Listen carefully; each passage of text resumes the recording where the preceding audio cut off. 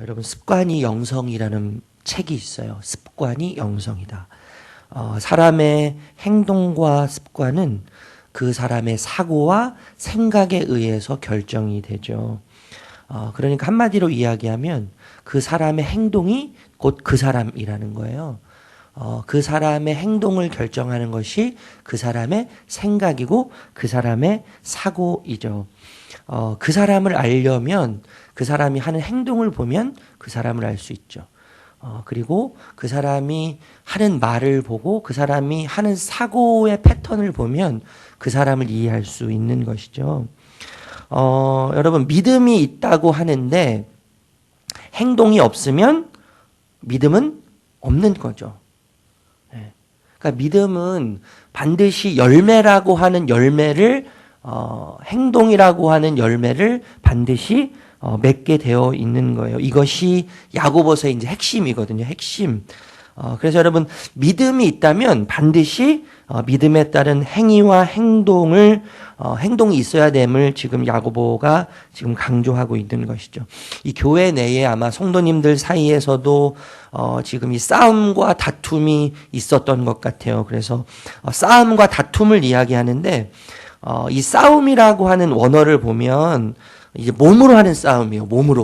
몸으로 하는 싸움. 이 야고보서가 편지를 썼을 때 성도님들 사이에서 교회 내에서 몸으로 싸우는 이 싸움이 있었던 것 같아요. 똑같아요, 사실. 진짜 여러분, 이 성경의 이야기들이 오늘날에 우리가 사는 우리 이 현대판 교회와 다를 것이 하나도 없어요. 예. 왜냐하면 우리 인간이 변하지 않죠. 우리 인간은 변하지 않아요. 태어나면서부터 그 욕심이라고 하는 그 깊은 뿌리가 우리 모두 내면에 박혀 있는 상태로 태어나기 때문에 인간이 바뀌지 않는 한 이 세상은 사실 변하지 않는 거예요. 아무리 발전을 하고 아무리 살기 좋은 시대가 됐어도 사람이 변하지 않는 한 세상은 바뀌지 않는 것이죠. 다툼이라는 표현이 있어요. 또 다툼인데 말로 하는 다툼이라고 해요. 말로 하는 다툼. 그러니까 야고보서가 이 편지를 쓸 때 교회 안에 성도님들 사이에서 몸으로 싸우는 싸움이 있었고 또 말로 하는 싸움이 있었다는 것이죠. 몸으로 하는 싸움도 참 사람을 죽이지만 이 말로 하는 싸움은 보이지 않게 사람을 죽이잖아요. 사람을 병들게 하고 영혼을 파괴하는 것이 이제 말로 하는 싸움인데, 그래서 여러분 2장 3장에 보면 말에 대해서 이제 야고보가 이야기하는 것을 볼 수 있지 않습니까? 그런데 여러분 싸움과 다툼을 조장하는 원인이 뭐예요? 정욕이에요, 정욕. 싸움과 다툼을 조장하는 원인이 정욕인데, 여러분 이 정욕은 결핍에서 나오는 거예요. 결핍에서 나오는 것이 정욕인데, 내가 상대방보다 옳아야 돼요, 항상. 결핍이 있기 때문에 상대방보다 내가 항상 옳아야 하고, 그리고 내가 의로워야만 하죠. 그리고 상대방보다 내가 항상 우월한 존재가 되어야 해요. 왜냐하면 결핍이 있기 때문이죠.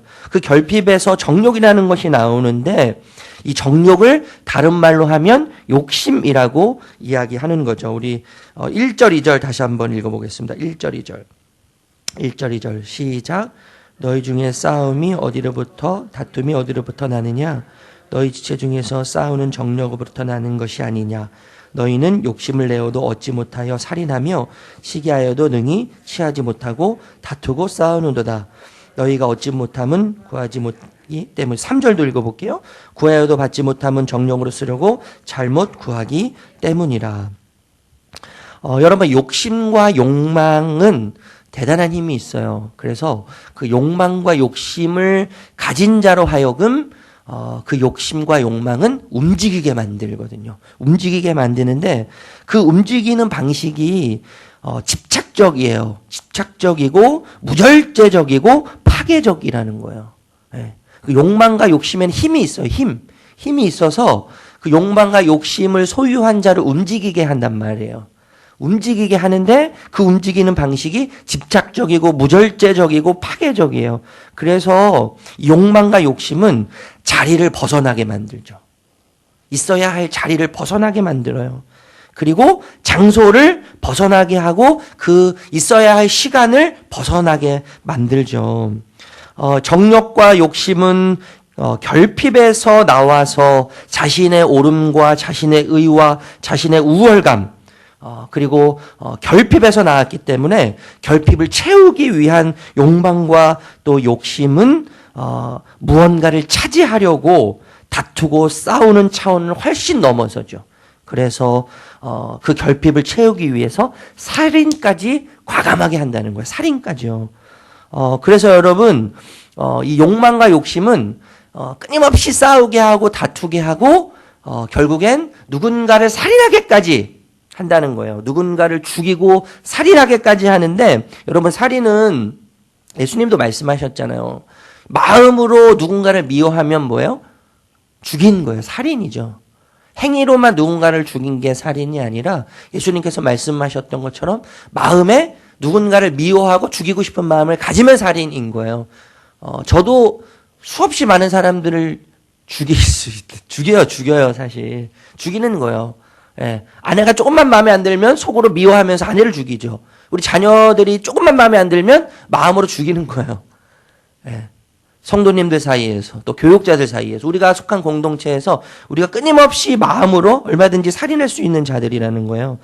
여러분 이 욕심과 욕망이 그래서 결국에는 무언가를 얻게 해요.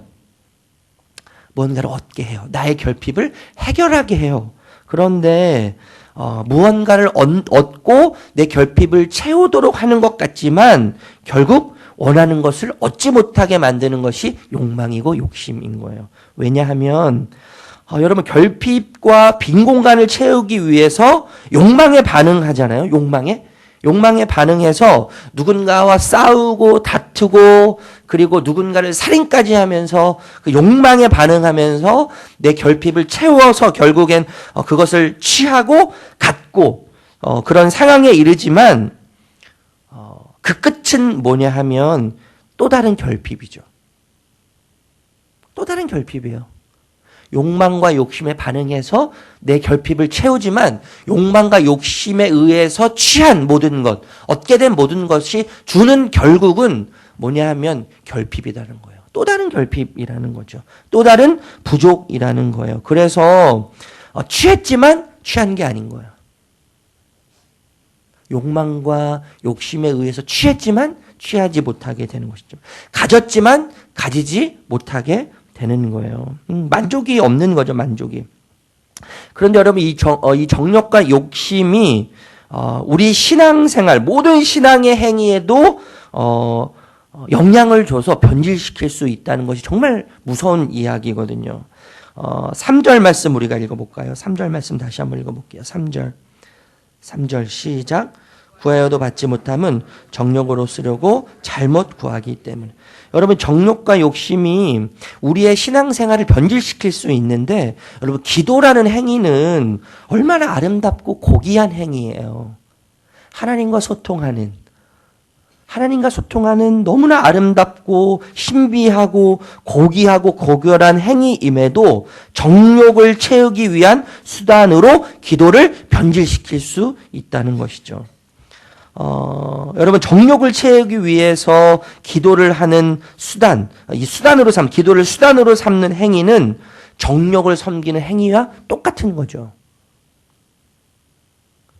내 정욕을 채우기 위해서 하는 기도는 하나님을 섬기기 위한 기도가 아니고 내 정욕을 채우기 위한 기도이기 때문에 내 정욕을 섬기는 행위와 똑같다는 거예요. 그러니까 여러분 정욕을 위한 기도는 하나님과 정욕을 동시에 섬기는 두 신이죠, 두 신.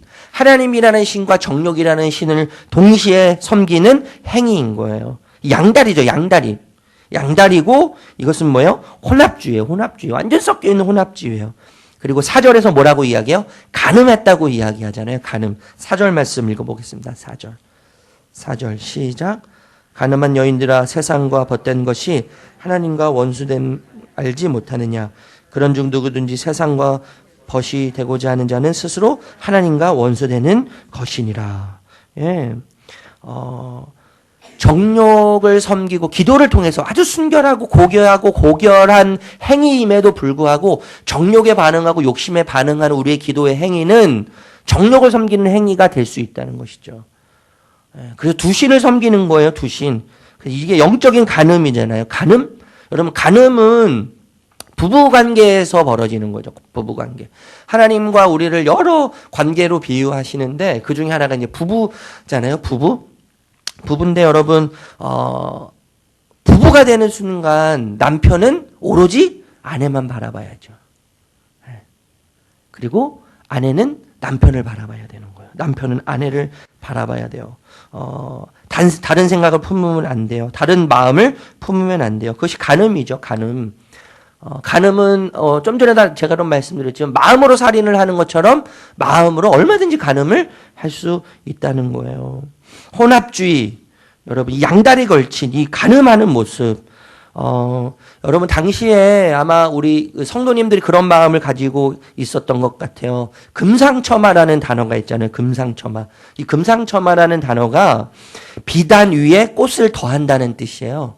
비단 위에 꽃을 더한다. 그러니까 아름다운데, 비단 자체가 아름다운데 더 아름답기 위해서 비단 위에 꽃을 올려놓는 거죠. 하나님을 향한 믿음과 그리고 세상 방식을 추구할 때 찾아오는 행복, 이 두 가지를 추구했다는 거예요. 두 가지. 하나님을 향한 믿음과 그리고 세상의 방식을 추구했을 때 찾아오는 행복, 그러면서 양다리를 거치기 시작하는 거예요. 하나님에 대한 믿음과 세상의 방식이 모호해지기 시작했죠. 모호해지기 시작했어요. 막 섞이기 시작했어요. 그래서 교회가 세상을 변화시키는 것이 아니라 뭐예요? 세상에 의해서 교회가 변화되기 시작하는 거예요. 이게 얼마나 무서운 이야기예요. 교회가 세상의 빛이 돼야 되는데 오히려 세상이 교회의 빛이 되어서 교회를 이끌어가는 모습이 점점 변질되어 가고 있는 교회의 모습이죠. 그러면서 교회가 세상을 닮아가기 시작하는 거예요. 노골적으로 하나님을 떠나지 않아요. 이게 더 무서운 거죠. 여러분, 야고보 사도가 편지를 쓸 때 성도님들이요, 교회를 떠나지 않았어요. 교회를 노골적으로 떠나지 않았어요. 할 것을 다 했어요.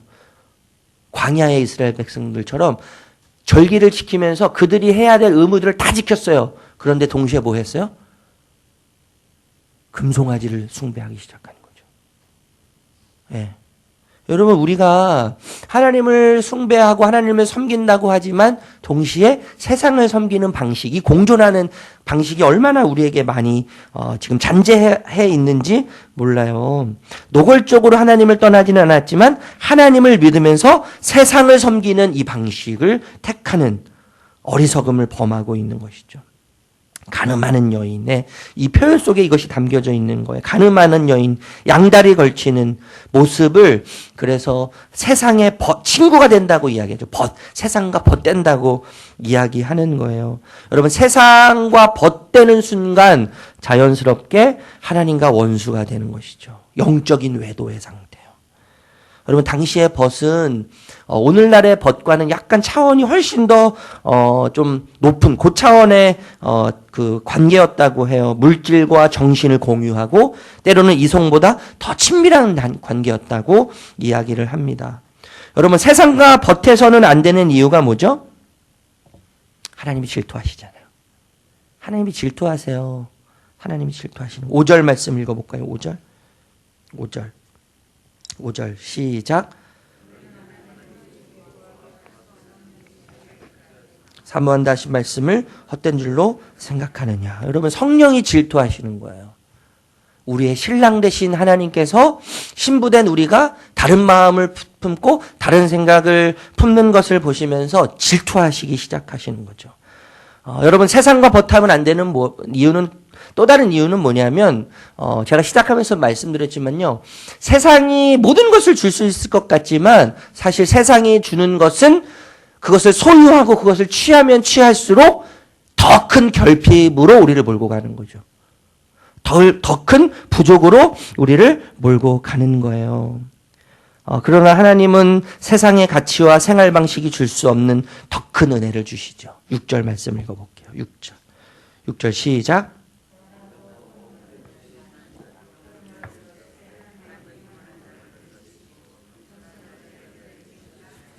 여러분, 겸손한 자에게 은혜를 주시는 거예요. 세상이 줄 수 없는 만족과 기쁨을 하나님만이 주실 수 있는 것이죠. 세상의 방식과 세상이 주는 것들은 결국엔 내 자신을 채우고 나에게 만족을 줄 것 같지만 결국 최종에 가면 그것은 더 큰 결핍을 주고 더 큰 부족을 주게 되어 있어요. 그러나 하나님은 세상의 가치와 세상의 방식이 줄 수 없는 더 큰 은혜를 주시는데 겸손한 자에게 주시는 거죠. 여러분, 겸손이라는 것은 뭐죠? 자리를 지키는 거죠. 자리. 아내로서의 자리를 지키는 거예요. 백성으로서의 자리를 지키는 거예요. 그게 겸손이죠. 예. 나의 남편이 누구인 것을 기억하는 거예요. 내 아버지가 누구인 것을 기억하는 자리가 겸손한 자의 자리인 거예요. 그래서 여러분, 신부와 아내의 자리를 지킬 때, 여러분, 신부, 아내, 남편, 이거 얼마나 가까운 자리예요. 가까운 자리. 그래서 8절 읽어보겠습니다. 8절 시작. 하나님을 가까이 하라. 그리하면 너희를 가까이 하시리라. 죄인들아 손을 깨끗이 하라. 두 마음을 품은 자들아 마음을 성결하게 하라. 여러분, 하나님을 가까이 하는 것은 아내, 신랑 대신 하나님을 가까이 하는 것은 신부된 우리의 특권이죠. 특권. 과거에는 이 짐승을 잡아가지고 피를 풀려야지만이 하나님께 1년에 한 번 갈 수 있는 거예요. 1년에 한 번 갈 수 있는 거잖아요. 그런데 지금은 예수 그리스도의 보혈로 인해서 은혜의 보좌 앞에 어떻게 나갈 수 있어요? 담대히 나갈 수 있는 거예요. 담대히. 꺼리낌 없이 우리의 상태와 우리의 상황과 우리의 모습과는 상관없이 기쁨과 즐거움으로 담대하게 하나님께 나아갈 수 있는 것이죠. 보좌 앞으로, 은혜의 보좌 앞으로 담대히 나가는 거예요. 이것이 특권이에요. 특권. 그리고 동시에 의무죠. 의무. 그런데 여러분, 의무는요 항상 억지와 강요가 있죠. 억지와 강요. 그런데 여러분, 이 의무, 하나님께 나아가는 특권이자 동시에 의무는 기쁨이 있어요. 즐거움이 있어요. 왜요? 주시는 하나님이기 때문에 그런 거잖아요. 큰 은혜를 주시기 때문이에요. 큰 은혜. 공짜로 아무런 자격이 없어도 그냥 거저 주시는 거예요. 그래서 여러분, 하나님의 주권 아래 거하는 복종의 자리로 나아갈 수 있죠. 하나님 외에 다른 것을 붙잡은 모든 것을 내려놓는 항복의 손. 항복의 손. 깨끗한 손이잖아요. 깨끗한 손. 하나님 외에 붙잡았던 모든 것을 내려놓는 깨끗한 항복의 손. 영화 같은 데 보면 항복하잖아요. 항복. 두 손을 높이 들고 항복해요. 항복한다는 건 뭐예요? 모든 걸 다 적군에게 넘기는 거잖아요. 적군에게 넘기는 거예요. 하나님께 항복하는 것은 뭐예요? 오늘 그런 표현이 있잖아요. 죄인들아 손을 깨끗이 하라. 이게 항복하라는 거예요. 항복. 항복한다는 것은 다 넘기는 거죠. 하나님께요. 하나님 외에 붙잡고 있던 모든 것을 하나님께 넘기는 거예요. 그것이 하나님 앞에서 깨끗이 하는 것이죠. 하나님을 향한 한 마음을 품은 순결하고 성결한 마음으로 하나님께 담대히 나아갈 수 있어요. 여러분, 하나님은 제가 그런 말씀 한번 드린 것 같아요. 하나님은요, 산 같으세요. 산. 산에는 특징이 있잖아요. 첫 번째 특징이 수용성이에요. 수용성. 모든 것을 다 받아요. 그리고 두 번째, 부동성이에요. 움직이지 않아요. 산은 늘 그 자리에 있어요. 그래서 산을 가까이 가는 모든 사람을, 산을 찾는 모든 짐승을 다 받는 거예요. 다 받아요. 산은요. 거부하는 것이 없어요. 다 받아요. 그리고요, 산은 늘 그 자리에 있어요. 움직이지 않아요. 그 산은 하나님과 같아요. 하나님. 그래서 하나님을 찾는 모든 자를 하나님이 받으시는 거죠. 품으시는 거예요. 그 하나님이 늘 그 자리에 계세요. 가까이 계세요. 우리가 하나님을 멀리해서 문제지 하나님은 늘 그 자리에 계시는 거예요. 산과 같으신 하나님, 하나님이 우리를 외도한 적이 없으시죠. 우리가 하나님을 외도한 적은 있어도요. 우리가 하나님을 멀리한 적은 있어도 하나님은 우리를 멀리하신 적이 없으세요. 하나님이 우리를 지우신 적이 없어요. 성령님을 통해서 하나님은 나와 오늘도 연합하시죠. 그리고 내 안에 거하시죠. 함께 하시죠. 여러분, 탕자의 그 이야기를 아실 거예요. 탕자. 이 탕이라고 하는 이 형용사가요, 제멋대로 군다는 의미가 아니에요. 이 방탕하다는 이 탕이라는 의미가 제멋대로 군다는 게 아니고요. 무모할 정도로 씀씀이가 해프다는 의미예요. 무모할 정도로 씀씀이가 해프다. 그래서 아버지로부터 이제 유산을 물려받고 아들이 타국으로 가서 무모할 정도로 사용하잖아요. 막 다 쓰는 거예요. 그 짧은 시간에 다 써요. 다 써요. 저는 이 탕자가 약간 부러웠어요. 받을 유산이라도 있잖아요. 유산이라도 참 펑펑 쓸 유산이라도 있으니까 난 너가 좀 부럽기는 하다. 그런데 얼마나 무지해요, 여러분. 가자마자 다 쓰고 오는 거예요. 그냥 펑펑펑 쓰는 거예요. 그런데 그 아들이, 그 방탕한 그 탕자인 아들이 모든 것을 탕진하고 돌아왔을 때 아버지는 어떻게 해요? 금가락지를 띄우잖아요. 큰아들이 있지만 다시 돌아온 아들을 위해서요, 금가락지를 끼우는 거예요. 그리고 비단 옷을 입혀요. 비단 옷을 입혀요. 그리고 마을 잔치를 벌이잖아요. 마을 잔치. 여러분, 아들도 탕자이지만요, 이 아버지, 탕자가 돌아왔을 때 모든 것을 흥청망청 무모할 정도로 씀씀이가 해픈 이 아들이 돌아왔을 때 그 아들을 위해서 아버지는 어떠한 태도를 취해요? 탕부 아버지의 마음을 취하는 거예요. 씀씀이가 해플 정도로 그 아들을 위해서 다 쓰는 거죠. 다 쓰는 거예요. 무모할 정도로 다 써요. 그래서 잔치를 벌리고 금가락지를 끼우고 비단 옷을 입혀요. 이게 얼마나 무모할 정도로 씀씀이가 해픈 거예요. 앞뒤 재지 않는, 아낌없이 자신의 것을 다 다시 주는 탕자 아버지인 탕부 아버지. 이것이 우리 하나님 아버지의 우리를 향한 모습이죠. 그럼 하나님은요, 진짜 하나님이야말로 탕부 아버지세요. 탕부. 무모할 정도로 씀씀이가 해픈 분이세요. 우리를 향해서요. 무모할 정도로 해프게 쓰시는 분, 씀씀이가 해픈 분이세요. 무모한 은혜, 무모한 사랑. 앞뒤 재지 않는 하나님의 사랑과 은혜. 네, 이것이 뭐예요? 우리의 가장 큰 소망이죠. 이게 가장 큰 소망이에요. 여러분, 이 말씀하고 마치도록 할게요. 여러분, 나이가 든다는 건 뭐죠? 나이가 든다는 거?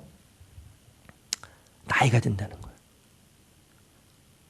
나이가 든다는 건요, 과거에 몰랐던 것을 조금씩 알아가는 것이 나이 든다는 것이 아닐까? 제가 혼자 한번 생각을 해봤어요. 그러니까 나이 든다는 것은 과거에 몰랐던 것을 조금씩 알아가는 게 나이가 드는 거죠. 과거에는 잘 몰랐어요. 왜 그랬는지 모르겠어요. 그런데 조금씩 알아가죠. 자녀 키우는 것도 얘가 이래서 이랬구나. 조금씩 알아가는 거예요. 부부관계도 마찬가지 아니에요? 처음에 몰랐어요. 그런데 알아가는 거예요. 조금씩. 세상이 어떻게 돌아가는지 잘 몰랐어요. 그런데 조금씩 알아가는 거죠. 돈 버는 게 얼마나 힘든지를 몰랐죠. 그런데 조금씩 알아가는 거예요. 여러분, 영적으로도 나이가 들잖아요. 신앙의 나이가 드는 거예요. 여러분, 신앙의 나이가 든다는 의미는 뭐예요? 알아간다는 거예요. 몰랐던 것을 알아가는 거예요. 영적인 세계, 몰랐던 영적인 세계를 알아가는 게 나이 드는 거죠. 몰랐던 하나님을 조금씩 더 알아가는 거예요. 그것이 나이듦, 영적인 나이듦이에요. 나이듦. 여러분, 하나님은 여전히 그 자리에 계세요. 산처럼 그 자리에 계세요. 우리가 가까이 하기 전에 하나님이 이미 우리와 가까이 하세요. 근데 그 하나님은 앞뒤 재지 않고 무모할 정도로 씀씀이가 해프신 하나님이시죠. 아버지시죠. 그분 때문에 우리 삶에 소망이 있는 거예요. 그 아버지. 탕부 아버지. 무모할 정도로 씀씀이가 해픈 탕부 아버지가 우리의 아버지 되신다는 이 놀라운 은혜를 여러분 잊지 않으시기를 축복합니다. 그 아버지와의 그 깊은 그 친밀한 사랑의 관계 속에서 오늘 하루를 호흡하며 살아가시는, 남은 일주일을 호흡하며 살아가시는 저와 여러분들 되시기를 예수님의 이름으로 축복합니다. 기도하겠습니다.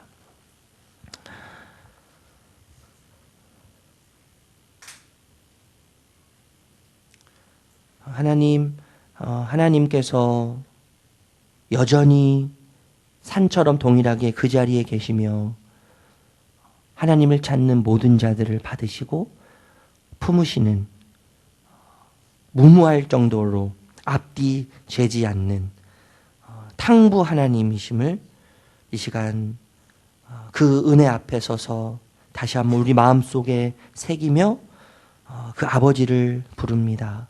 하나님, 우리 아버지 되심을 다시 한번 깊이 감사드리고 그 아버지와 그 자녀된 관계 속에서 우리의 신랑 되신 하나님의 그 관계 속에서 무무한 은혜로 인하여서, 무무한 사랑으로 인하여서 그것이 우리의 가장 큰 소망이 됨을 잊지 않으며 우리 하나님을 날마다 가까이 함으로 이 세상이 줄 수 없는 기쁨과 만족 가운데 하나님이 주신 은혜 가운데 거하는 우리 모두가 될 수 있도록 함께해 주시기를 간절히 기도드립니다. 세상을 닮아가지 않고 주님을 닮아가며 하나님 우리의 모습이 노골적으로 하나님을 떠나지는 않았지만 하나님과 동시에 세상을 섬기는 방식이 되어서 영적으로 간음하지 않는 그러한 가운데 주님만을 온전히 바라보며 사랑하는 그런 은혜로 우리를 오늘 하루를 또 남은 일주일을 이끌어가 주시옵소서. 예수님의 이름으로 기도합니다. 아멘. 하늘에 계신 우리 아버지여